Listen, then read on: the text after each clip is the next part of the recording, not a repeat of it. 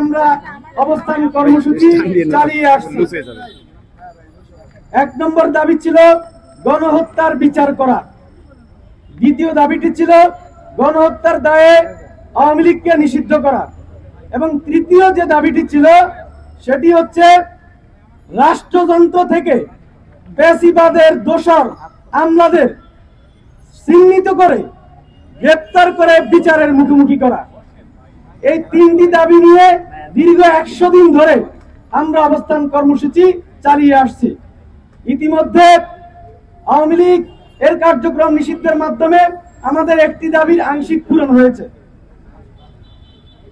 বাকি যে দাবিটি গণহত্যার বিচার, এটি একটি লং টার্ম প্রসেস, সেটির জন্য আমরা কার্যক্রম চালাচ্ছি। এবং তৃতীয় যে দাবিটি সেটি হচ্ছে আমাদের ফ্যাসিবাদের যে দোষর আমলাদের উৎখাত করা। আমরা গত শুক্রবার ঢাকা বিশ্ববিদ্যালয়ে জুলাই মঞ্চের পক্ষ থেকে একটি মশাল মিছিল করি। সেই মশাল মিছিলটি রাজু ভাস্কর্যে একটি সংক্ষিপ্ত সমাবেশ করে। সেখানে আমরা বলেছি, ইতিমধ্যে জুলাই মঞ্চ, জুলাই ঐক্য সহ ফ্যাসিবাদের 44 জনের আমলার সুনির্দিষ্ট তালিকা তৈরি করা হয়েছে। এই তালিকাগুলো অনেক গবেষণা করে তৈরি করা হয়েছে।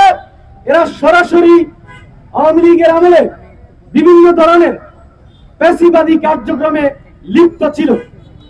আমরা বলেছি, আগামী 3 কর্মদিবসের মধ্যে যদি অন্তর্বর্তীকালীন সরকার এই ফ্যাসিবাদী আমলাদের বিরুদ্ধে যথাযথ ব্যবস্থা না নেয়, তাহলে আমরা সচিবালয়ের অভিমুখে ফ্যাসিবাদ উৎখাত যাত্রা কর্মসূচি পালন করব। সেই কর্মসূচিটি গতকাল রাত 10টায় আমরা মিছিল সহকারে এসে সারা রাত এখানে আমরা অবস্থান কর্মসূচি চালিয়েছি। সারা রাত আমরা ঘুমাইনি, দিনেও আমরা ঘুমাইনি। আজকে রৌদ্রের মধ্যে থেকে আমরা ফ্যাসিবাদের উৎখাতের স্লোগান দিয়েছি। একটা পর্যায়ে সচিবালয়ের পক্ষ থেকে, স্বরাষ্ট্র উপদেষ্টার দপ্তর থেকে আমাদেরকে বার্তা পাঠানো হয় যে আমাদের বক্তব্যগুলো তারা শুনবে। পরবর্তীতে আমরা সেখানে যাই, গিয়ে আমরা তাদের সঙ্গে কথা বলি। তারা আমাদেরকে জানিয়েছে আগামী 1 সপ্তাহের মধ্যে তারা এই বিষয়ে বিশ্লেষণ করে একটি আলোচনা সাপেক্ষে পদক্ষেপের চিন্তা তারা করছে এবং করবে।